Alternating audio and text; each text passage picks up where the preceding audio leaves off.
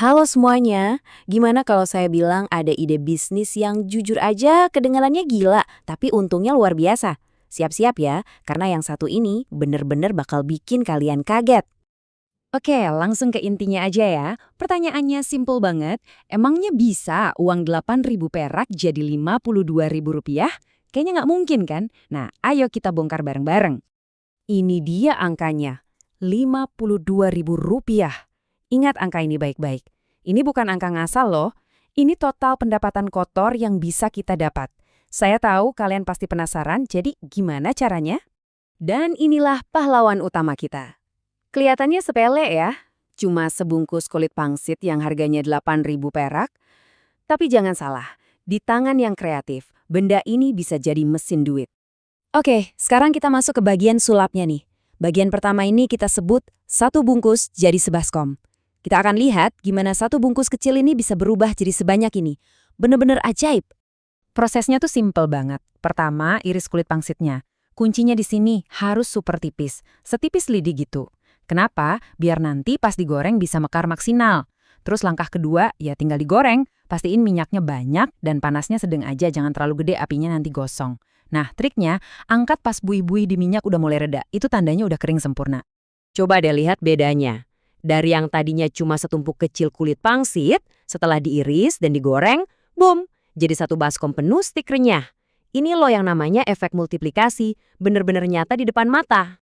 Nah, ini nih quote langsung dari kreator idenya pas pertama kali lihat hasilnya. Gila banget nih teman-teman, modal sekecil-kecilnya untung sebesar-besarnya nih. Kerasa kan semangatnya? Dari satu bungkus jadi sebaskom. Momen wow-nya tuh di sini.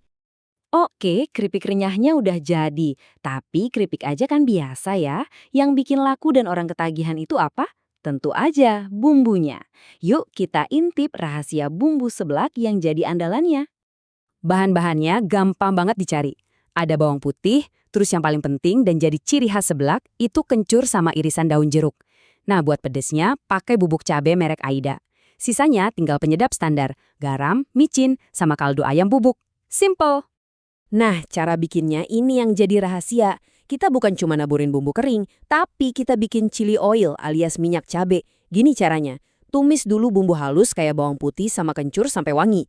Terus ini kuncinya, matiin apinya. Baru deh masukin bahan-bahan kering kayak daun jeruk sama bubuk cabenya ke minyak yang masih panas itu.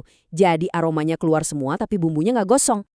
Oke, keripik siap, bumbu siap, sekarang tinggal tahap terakhir nih. Mengubah semua ini jadi produk yang siap dijual, kita masuk ke proses pengemasan. Prosesnya gampang banget, tinggal tuang aja chili oil yang tadi kita bikin ke atas keripik pangsitnya. Tipsnya aduk pas keripiknya masih agak anget-anget gitu, biar bumbunya lebih nempel. Aduk terus sampai rata, pastiin semua keripik ke bagian bumbu ya. Buat dijual, kita bungkusin satu-satu. Tiap bungkusnya diisi kira-kira 28 gram. Ini ukuran yang pas banget buat porsi sekali ngemil, jadi orang nggak akan mikir dua kali buat beli. Dan inilah dia, bagian yang paling kita tunggu-tunggu, duitnya. Yuk kita lihat hitung-hitungan untungnya. Beneran fantastis nggak sih? Oke, kita hitung bareng-bareng. Modal utama kita buat kulit pangsit itu cuma 8.000 perak. Iya, 8.000 rupiah. Dari modal segitu, kita bisa bikin 26 bungkus. Kalau kita jual harganya 2.000-an aja per bungkus, total omset kotornya jadi berapa? 52.000 rupiah. Gila kan? Tentu ini belum dikurangin biaya minyak, bumbu, sama plastik ya. Tapi kelihatan banget kan potensi untungnya gede banget. Biar lebih jelas, lihat deh grafiknya. Itu yang batang biru pendek, modal kita. Terus bandingin sama batang merah yang menjulang tinggi, itu pendapatan kita. Jomplang banget kan? Ini bener-bener nunjukin seberapa besar potensi keuntungan dari ide bisnis ini. Jadi, setelah kita lihat semua prosesnya, dari mulai iris-iris sampai hitung-hitungan angkanya, sekarang muncul satu pertanyaan penting. Intinya tuh ini, kita punya ide bisnis yang modal awalnya receh banget, tapi potensi keuntungannya luar biasa. Ini kombinasi impian semua orang yang mau mulai usaha kan?